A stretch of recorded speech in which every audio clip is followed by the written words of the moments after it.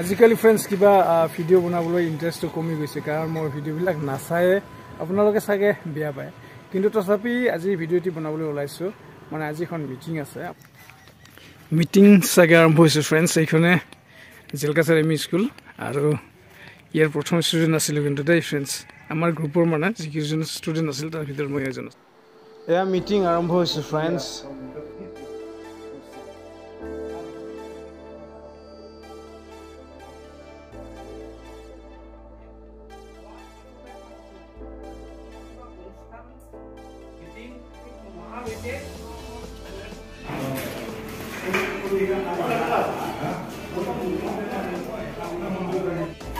meeting শেষ হ'ল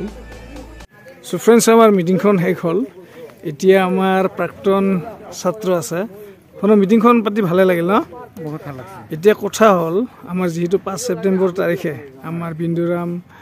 বৰ্মন ছাৰৰ বিদায় সভা হ'ব গতিকে প্ৰাক্তন ছাত্ৰ ছাত্ৰীসকলক কিবা আহ্বান জনাবা আহ্বানটো নিশ্চয় জনাব লাগিছিল যে ইমান এটা শুভ দিনত যিমানবিলাক আমাৰ প্ৰাক্তন ছাত্ৰ ছাত্ৰী আছে যাতে সকলোৱে জানে 5 তাৰিখৰ দিনটোত সবে উপস্থিত থকাটো আমাৰ কাৰণে উচিত থাকিব লাগে যিমানখিনি পাৰোঁ আমি খবৰ দিয়াৰ কাৰণে আমি চেষ্টা কৰিম আৰু নিজে আগবাঢ়ি আহিলে ভাল হয় যিহেতু আৰু সিদিনাখন যিহেতু আমাৰ লঘু আহাৰৰ ব্যৱস্থা হয় গতিকে শুভাকাংক্ষীক ৰাইজক মানে নিশ্চয় আহ্বান জনাম আপোনালোকে কিবা যদি ডনেশ্যন দিব বিচাৰে ধৰি লোৱা তেল মিঠাতেল চাউলকে আদি কৰি সেই ধৰণেও সহায় সহযোগ কৰিব পাৰে ন আৰু প্ৰাক্তন ছাত্ৰ ছাত্ৰীসকল নিজে আহিব লাগে আগবাঢ়ি